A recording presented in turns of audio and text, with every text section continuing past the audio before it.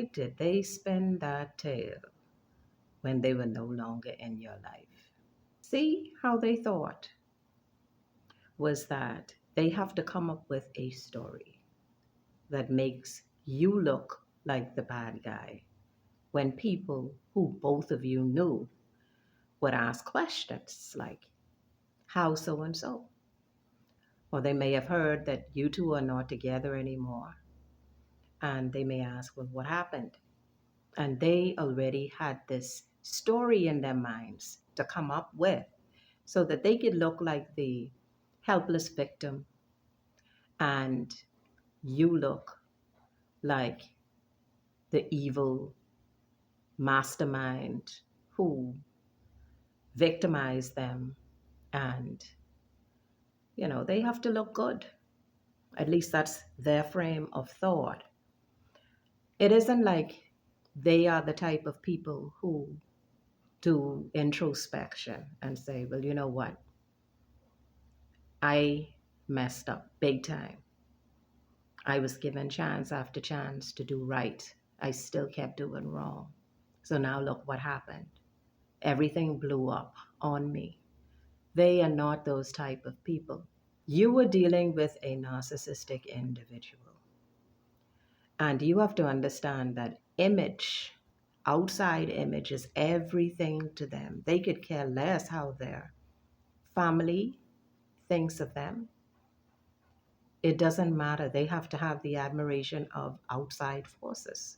They are so comfortable doing their evil deeds to the people who love them that they feel like, okay, well, they already love me, but I have to keep getting this admiration from other people.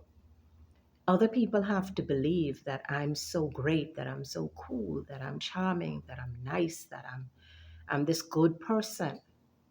See, because it feeds the hole inside of themselves. First of all, they have low self-esteem.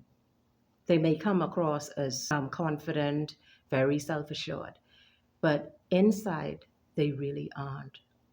They're like little creatures, who don't want to be stepped on. They may have come from a childhood where they were constantly criticized, blamed for whatever they didn't seem to do right. And so what they did is they put up this shield and this wall around themselves, and they took on this persona of somebody that they're not. And what happened is they try to, in other words, before they get me, I'm going to get them. Usually the people who were responsible for them being criticized or victimized or bullied or abused when they were younger, they don't have the guts to speak up to them, to confront them. So really deep inside, they're cowards. What they do instead is they take it out on other people. They lure somebody in to be a companion to them, but not in the sense of trying to create a bond. They see the opportunity where they can use that person. That person can somehow serve a purpose. It's a transactional thing. They're not interested in love. They want the person's love, they want the person's admiration, but they're not interested in giving love. They're not interested in any of that. See, what you have to understand is these people, because of what happened to them when they were younger, demons came into these people to control how they think. That's the let me get them before they get me sort of thing. They feel as if, okay, well, somebody bullied me or somebody took advantage of me. I'm going to take advantage of other people. I'm going to show them I'm great. I'm going to show them I'm powerful, that nobody can touch me. So if I can make them feel low like I did when I was younger, then I have the upper hand. I'm special. Finally, I'm important. Finally, somebody thinks that I'm all that. When really and truly they're not. They're not.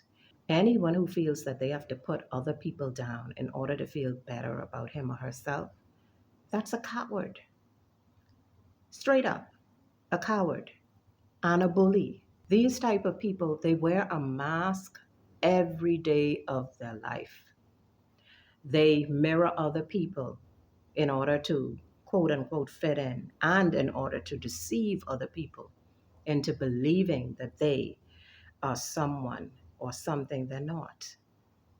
So when you finally got rid of them, and this doesn't even have to be just romantic partners, it can be family members, it can be friends, it can be co-workers, whoever it was.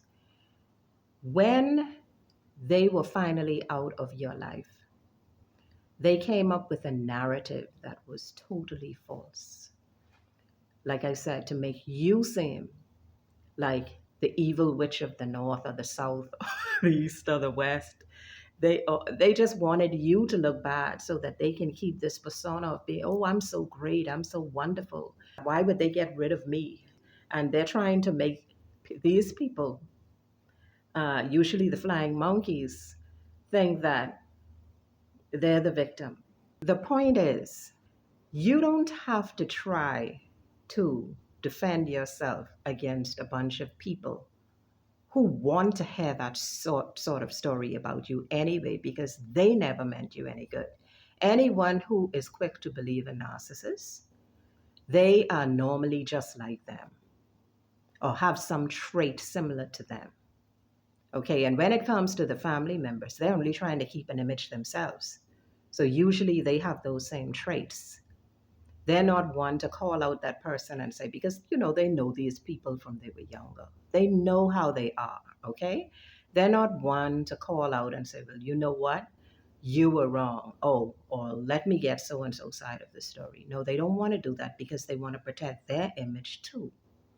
You see, so they would rather take on that narrative and even share that narrative with the people they know. But in the end, what you have to understand is the truth comes out. God is your vindicator. All right? You don't have to answer to anybody.